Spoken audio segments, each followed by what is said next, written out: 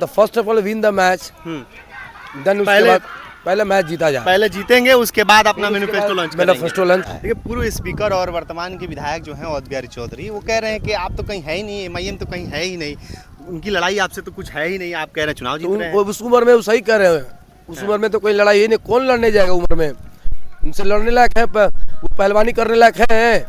अब तो वो पहलवानी करने लायक नहीं, वो एक्सपायरी हो चुके हैं। तो मेरी लड़ाई भाजपा से है, भाजपा भगाओ देश बचाओ। भाजपा से आपकी लड़ाई है। यूपी के मुख्यमंत्री योगी आदित्यनाथ कल सिवान में आ रहे हैं, क्या कहेंगे? कोई बाबा है, यहाँ बाबा का देश है, ये संविधान का देश है, और एक ही बाबा चलते हैं, बाबा भीमराव अम्बेडकर जो मेरे साथ है, आजाद समाज पार्टी भाई चंद्रशेखर मेरे साथ हैं। अभी हमारी मौजूदगी सिवान सदर विधानसभा क्षेत्र में है और लगातार जो है कैफ और बंटी क्षेत्र में घूम रहे हैं। आज देख सकते हैं लंबी काफिला के साथ जो है क्षेत्र में निकले हुए हैं, सैकड़ों गाड़ियों के साथ आज पूरा क्षेत्र का भ्रमण कर रहे हैं, लोगों से जाकर अपील कर रहे हैं कि इस बार जो है MIM के हाथ को मजबूत कीजिए, असदुद्दीन ओवैसी के हाथ को मजबूत कीजिए। देखिए पतंग पूरा बच्चों में बांट रहे हैं, क्षेत्र में घूम रहे हैं, क्या माहौल लग रहा है? बहुत बढ़िया लग रहा है, अल्हम्दुलिल्लाह चुनाव जीत रहे हैं हम। चुनाव जीत रहे हैं, बिल्कुल, कोई लड़ाई नहीं है। लड़ाई तो रहेगी, हाँ, जाहिर सी बात है, जब मैदान में उतरिएगा तो लड़ाई रहेगी। तो मेरी लड़ाई भाजपा से है, भाजपा भगाओ देश बचाओ।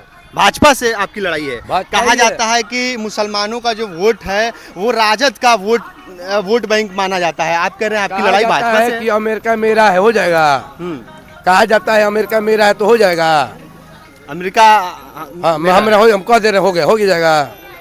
वो सब जो सब फेरेबी बात है और ये वो सब बकवास बात है। हाँ। अब किसी का कोई नहीं है, सब अल्लाह का है। हाँ। और जो कोर है वो अल्लाह का कोर है, किसी का कोर नहीं है। हाँ। निश्चित तौर पे चुनाव मेरे से ही भाजपा की लड़ाई होगी। पूरा मुसलमान एकवट हो चुके हैं, पूरा दलित एकवट हो चुके हैं, तो जीतेगा कौन?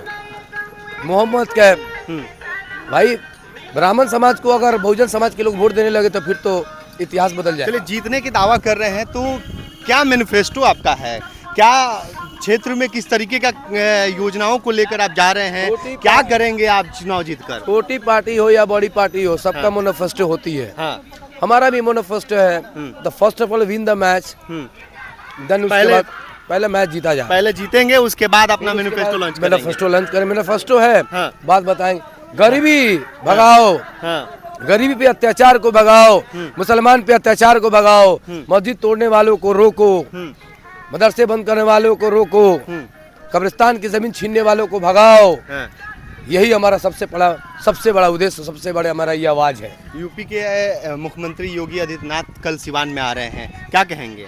कोई बाबा है, यहाँ बाबा का देश है, ये संविधान का देश है, और एक ही बाबा चलते हैं, बाबा भीमराव अम्बेडकर जो मेरे साथ है, आजाद समाज पार्टी भाई चंद्रशेखर मेरे साथ हैं। तो कोई बाबा यहाँ पर चलने वाला नहीं है। बाबा चलेगा तो संविधान वाला बाबा चलेगा। की बात करते हैं, दलित आपके साथ जुड़ रहे हैं, तो कहीं ना कहीं उनके आने से कुछ प्रभाव पड़ेगा?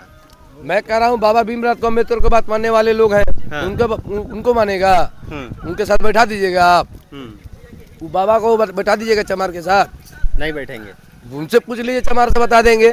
जो बहुजन लोग हैं उनके साथ बैठते हैं। अगर बहुजन साथ होते तो चंद्रशेखर भाई की इतनी परेशानियां होती। जहाँ जाते हैं गरीबों की आवाज उठते हैं, उनको डिटेन कर दिया जाता है, पुलिस से प्रताड़ित कर दिया जाता है। तो ये सब चीजें नहीं होने वाली है। कोई बाबा है, बाबा अगर है तो वाकई बाबा भीमराव अम्बेडकर है, और उन्हीं से देश चलेगा, और उन्हीं से सब लोगों को खौफ रहना पड़ेगा। ऐसा कानून बनाया है, सबके लिए बनाया है। देखिए पूर्व स्पीकर और वर्तमान के विधायक जो हैं अवध बिहारी चौधरी, वो कह रहे हैं कि आप तो कहीं है ही नहीं, MIM तो कहीं है ही नहीं, उनकी लड़ाई आपसे तो कुछ है ही नहीं, आप कह रहे हैं चुनाव जीत रहे हैं। उस उम्र में वो सही कह रहे हैं, उस उम्र में तो कोई लड़ाई ही नहीं, कौन लड़ने जाएगा उम्र में, उनसे लड़ने लायक है, वो पहलवानी करने लायक है। अब तो वो पहलवानी करने लायक नहीं, वो एक्सपायरी हो चुके हैं। लड़ाई वो समय है ना, 4 दिन के बाद, ज्यादा दिन है ही क्या है। उनका 34,000 वोट, मेरा 90,000 वोट। अगर लड़ाई नहीं रहती अब कुछ के, जब उनको कुछ है ही नहीं है तो क्यों ओसामा को लेके घूम रहे हैं? बंद करवा दीजिए, मत घुमवाए। और एक मुसलमान को मुसलमान हराने निकल चुके हैं, ये हालात है। ओसामा और अवध बिहारी चौधरी की जोड़ी की बात हो रही है सिवान में, काफी उनकी जोड़ी जम रही है। लालू और साबुद्दीन साहब की जोड़ी है, वही लालू जी जो प्रतापपुर में गोली चलवाए, 10 लोग का मर्डर करवाए, वही लालू जी, उनको सजा करवाए वही लालू जी। फिर जैसे बिहार में तेजस्वी जी, लालू जी ने पूरा खेल को समाप्त कर दिया। और तेजस्वी यादव जी ने उनको भैया तिहाड़ भेज दिया। अब इनका नंबर है, इनके चाल में फंसेंगे तो निश्चित बर्बाद हो जाएंगे। और कैसे मुसलमानों को यूज किया जाता है राष्ट्रीय जनता दल में, ये साफ तौर पे ये चुनाव तो दिखा दिया। ये दिखा दिया कि मुसलमान को कैसे मुसलमान को हरवाना है, मुसलमान को कैसे मुसलमान को लड़वाना है, मुसलमान को कैसे मुसलमान को गाली दिलवाना है। ये चुनाव में साफ तरीके से राष्ट्रीय जनता दल का चेहरा बेनकाब हो गया। चलिए, जीत की जब बात करी दिए तो क्या लग रहा है, कितने वोट से आप जीत रहे हैं इस बार? देखिए, वोट का आंकलन होगा 5 से 10 हजार के बीच में जीत हार होगी। 5 से 10 हजार, ये मेरा अनुमान है। मतलब 5 से 10 हजार वोट से आप जीत रहे हैं। दूसरे नंबर और तीसरे नंबर किसको रख रहे हैं? लोकसभा में 3 नंबर में आरजेडी थी, इस बार वही रहेगी। 3 नंबर में आरजेडी, निश्चित श्योर है।